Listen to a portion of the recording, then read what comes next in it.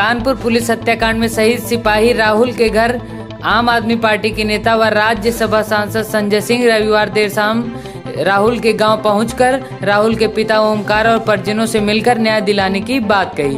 परिजनों की मांग पर पार्टी की ओर से शहीद द्वार बनवाने का आश्वासन भी दिया। वहीं शहीद सब इंस्पेक्टर महेश यादव के परिवार से मिले, जहां इंस्पेक्टर महेश यादव के पिता देवनारायण ने कहा, हमें अपने बेटे पर गर्व है। मरते वक्त भी उसने पुलिस को सूचना देकर बाकी साथियों की जान बचाई। आपको बता दें कि शहीद महेश यादव का छोटा बेटा अभी सिर्फ 2 साल का है। वहीं राज्यसभा सांसद संजय सिंह शहीद सीओ देवेंद्र मिश्र के परिवार से मिलकर भी सांत्वना व्यक्त की। वहीं राज्यसभा सांसद संजय सिंह लखनऊ में प्रेस कॉन्फ्रेंस करते हुए योगी सरकार पर जमकर सवाल उठाए। उन्होंने कहा कि प्रदेश के इतिहास में पुलिस के साथ इतनी बड़ी घटना कभी नहीं हुई। उन्होंने हाई कोर्ट के मौजूदा जज से घटना की जांच कराए जाने की मांग की है। घटना में उन्होंने पुलिस प्रशासन की भूमिका पर भी सवाल उठाए। उन्होंने कहा कि आखिर किन परिस्थितियों में पुलिस बिना बुलेट प्रूफ जैकेट और आधुनिक बगैर दुर्दांत अपराधी को पकड़ने गई थी। बड़ा प्रश्न ये भी है कि आखिर 2.5 साल से विकास दुबे बाहर कैसे था, जब उस पर 60 मुकदमे दर्ज थे। Bureau report Anil Dwivedi, Dastak Bharat, Uttar Pradesh. पत्रकार बंधुओं को मेरा नमस्कार। 3 जुलाई की रात एक ऐसी घटना उत्तर प्रदेश के इतिहास में हुई जो मुझे लगता है ना आपने कभी देखी होगी न सुनी होगी। दुर्दांत अपराधियों के गिरोह ने, जिसका सरगना विकास दुबे था, 8 पुलिस जवानों को जान से मार दिया, जिसमें एक डीएसपी देवेंद्र मिश्रा जी शहीद हो गए, 3 सब इंस्पेक्टर शहीद हो गए, 4 पुलिस के जवान शहीद हो गए। मैं उनके परिवारों से मिल के आ रहा हूं। अभी तक 3 परिवारों से मिला हूं और यहां के बाद फिर और प्रतापगढ़ में, इलाहाबाद में, झांसी में, आगरा में जो परिजन हैं उनसे भी मिलने जाऊंगा। लेकिन इस दौरान जो सबसे चौंकाने वाली बात सामने आई वो आप लोगों के साथ शेयर करना चाहूंगा। देवेंद्र मिश्रा जी के परिवार से मैं भी मिलकर आ रहा हूं कानपुर से, और उनकी बहादुर बेटी से मिला, जिसने अपने शहीद पिता को मुखाग्नि दी थी। एक होनहार बेटी, एक पिता के मौत से गमजदा बेटी, उनके परिवार के लोग, और उस बेटी ने अपने पिता की कुछ फाइलें देखना शुरू की और उसमें उसको एक पत्र मिला, ये देवेंद्र मिश्रा जी का पत्र। ये देवेंद्र मिश्रा जी का पत्र है। 14 मार्च को उन्होंने ये चिट्ठी लिखी है, 14 मार्च को। और ये चिट्ठी संबोधित है वरिष्ठ पुलिस अधीक्षक जनपद कानपुर नगर, यानी एसएसपी कानपुर को उन्होंने चिट्ठी लिखी है।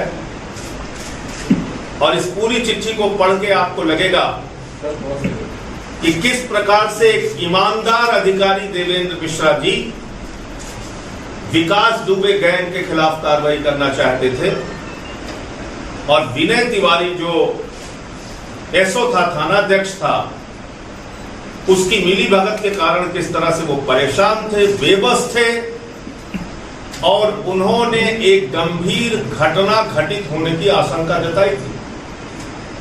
एक गंभीर घटना घटित होने की आशंका 14 मार्च को जताई थी। देवेंद्र मिश्रा जी डीएसपी जो उस अभियान को लीड कर रहे थे, जो उस विकास दुबे के गैंग से लड़ने के लिए, मोर्चा लेने के लिए गए थे और शहीद हो गए, जिनकी निर्ममता के साथ हत्या कर दी गई। ये उनका पत्र। इस पत्र की एक एक लाइन को आप पढ़ेंगे, आपके रोंगटे खड़े हो जाएंगे। यूपी पुलिस को गर्व होना चाहिए कि ऐसा ईमानदार अधिकारी उनके यहाँ डीएसपी। उत्तर प्रदेश की जनता को गर्व होना चाहिए कि एक ईमानदार अधिकारी देवेंद्र मिश्रा जी ने एक सरगना, एक माफिया, एक गुंडे, एक अपराधी से लड़ने के लिए किस प्रकार से पहले से ही मुहिम छेड़ रखी थी, लेकिन उनकी इन बातों को नजरअंदाज किया गया और उनकी बेटी ने साफ तौर पे कहा कि एक साजिश रची गई मेरे पिता के खिलाफ। एक ऑडियो भी है जो मेरे ख्याल से आपको मिला होगा, और नहीं मिला होगा तो मैं आपको भेज दूंगा।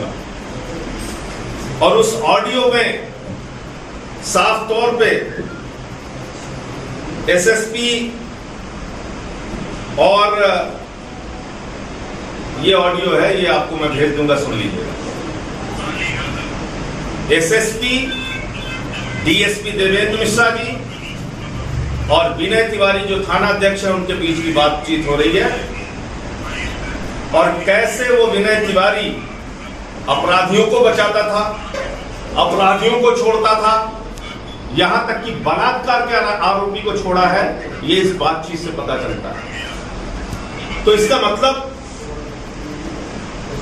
कि उत्तर प्रदेश की पुलिस अपने मातहत से सुरक्षित नहीं है।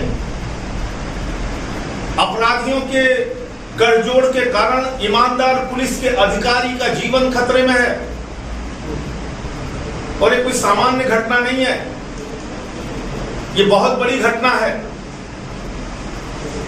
तो मुझे नहीं लगता कि इसमें पुलिस के स्तर पे जांच में कोई न्याय मिल पाएगा, क्योंकि इसमें कई लोग इस पूरी घटना को देख के और इस पूरे खुलासे को, इस पूरे सच को देखकर लगता है कि एक बड़ी साजिश है। इसलिए आम आदमी पार्टी उत्तर प्रदेश के मुख्यमंत्री योगी आदित्यनाथ जी से मांग करती है कि आप इसकी जुडिशियल इंक्वायरी कराइए, हाई कोर्ट के सिटिंग जज से इसकी न्यायिक जांच कराइए,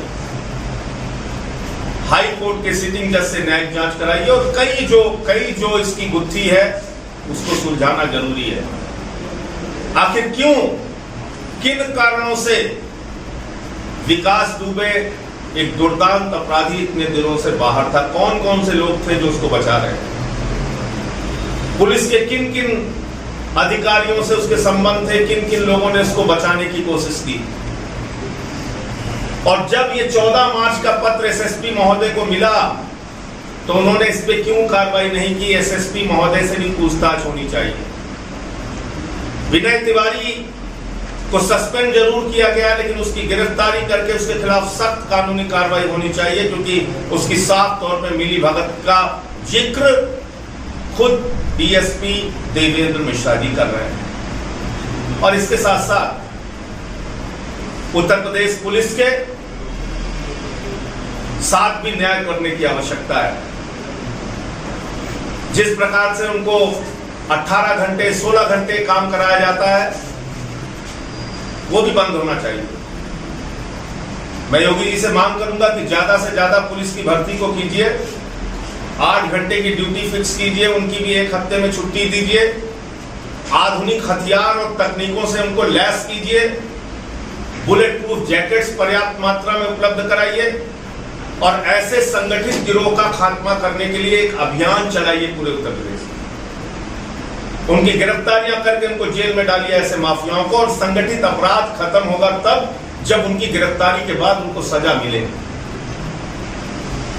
अगर न्यायिक प्रक्रिया में इतना झोल रहेगा कि थाने में एक राज्य मंत्री की हत्या करने वाले व्यक्ति के खिलाफ, विकास दुबे के खिलाफ कोई गवाही देने को तैयार नहीं होगा, अगर ऐसा वातावरण रहेगा तो कैसे न्याय मिल पाएगा और कैसे अपराधियों को सजा हो पाएगी?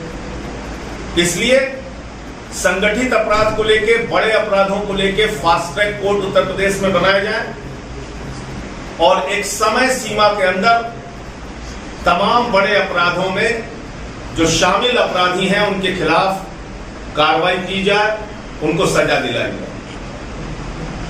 जो इस पूरे घटना में बात निकलकर सामने आ रही है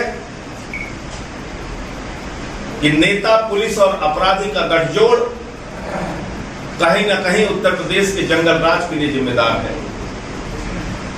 उस गठजोड़ को कैसे तोड़ा जाएगा, इसके ऊपर भी योगी सरकार को काम करना चाहिए। मैं उन परिवारों से मिलकर आया, पुलिस के जवान जितेंद्र पाल, जो मथुरा के रहने वाले थे, उनके पिता ने बताया 2 साल पहले नौकरी में गया, शादी भी नहीं हुई थी, शादी की चर्चा चल रही थी।